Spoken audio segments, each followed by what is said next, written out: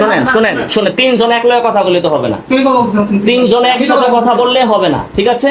কথাকে আপনি কইবেন না, আপনি কইবেন দুজন বললে আপনার ভাগে কম পড়বে, একজন একজন, হ্যাঁ দুজন বললে আপনার ভাগে কম পড়বে, কেউ কোনো কথা হবে না, ডিবেট না ভাই, আলোচনা আদব আছে। আপনি তিনজন একসাথে কেন কথা বলবেন? এখানে আমরা পাঁচজন একসাথে কেন কথা বলবেন? না, পাঁচজন কথা বলতেছে, হ্যাঁ সমস্যা আছে, কি সমস্যা বলেন? সমস্যা আছে, বলা ঠিক ইমাম আবু হানিফা থেকে ফতোয়া দেন, ইমাম আবু হানিফা থেকে ফতোয়া দেন, ইমাম আবু হানিফা থেকে ফতোয়া দেন কি পাঁচজন কথা বললে সমস্যা আছে?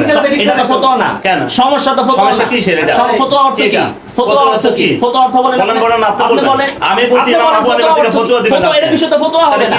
এটা হলো আমি কথা বলতে যেভাবে স্বাচ্ছন্দ্য বোধ করি সেইভাবে না। আমি তো আপনাদের কথা বলতে নিষেধ করি না, আমি বলছি আপনারা তিনজন একসাথে কথা বলবেন না। এটা তো কমন সেন্স যার ভিতরে আছে সেও বুঝে। এই যে আপনি বলতেছেন মাসখানে হেফাল মারতেছেন, এটা কেমনে হবে ভাই? এটা কেমনে হবে? এটা তো হয় না রে ভাই। কথা বললে একজন একজন করে কথা বলতে হবে। তিনজন যদি আপনার একসাথে কথা বলেন মানুষ হাইপার হবে। শুনেন, হ্যাঁ কথা বলবেন কে?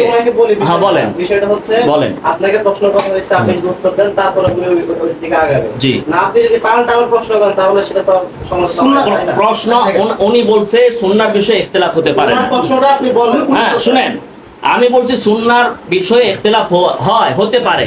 এটা আপনি কেন এখন আমার কথার ব্যাখ্যা দিবেন না? আমার কথাটা শুনেন, এটা আপনি কেন পৃথিবীর সমস্ত আবার আপনি কথা বলতেছেন?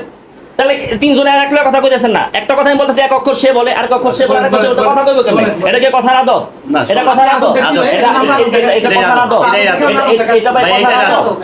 এটা কথার আদব? এটা কথার আদব? ভাই বেয়াদবের সাথে কোনো কথা বলা যাবে না। ভাই বেয়াদবের সাথে কথা বলা যাবে না। সমস্ত পৃথিবীর সবাই বলবে কথা বলার সিস্টেম হচ্ছে একজন একজন করে কথা বলা।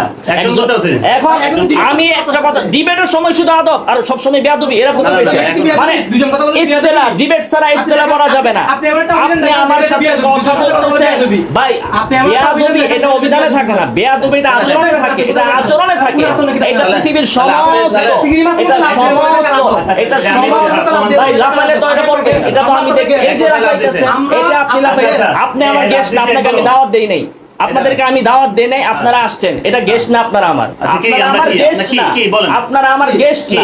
তো গেস্ট ছাড়া পৃথিবীতে আর কিছু নাই। আচ্ছা কি বলেন? আপনারা গুমরা। কি গুমরা ভাই? আমার গুমরা? হ্যাঁ গুমরা ভাই। হ্যাঁ গুমরা ভাই। আদমের সন্তান না আপনারা? বাপ তো এক, বাপ তো এক, এই জন্য ভাই গুমরা ভাই, বুঝছেন তো? আহলুস সুন্নাহ না, গুমরা, গুমরা ভাই। গুমরা কাকে বলে? আপনি পরিচয় দিয়েছেন না? এই পরিচয় দিয়েছি গুমরা। গুমরা গুমরা মানে গুমরা ভাই। এগুলা এখন প্রত্যেকটা বিশাল বিষয়। কি বলেন বলেন, কি বলবো আপনারে? কি বলবো আপনারে? আমি তো আপনাকে কি বলছি, বেয়াদবের সাথে আলোচনা চলে না, ঠিক আছে? এটা আমি বলছি বাস। এখন আলোক করেন আপনি। আমি বেয়াদবের তাইছেন কি আমার কাছে? আপনাকে ডাকছি আমি, আপনাকে ডাকছি, আপনাকে ডাকছি।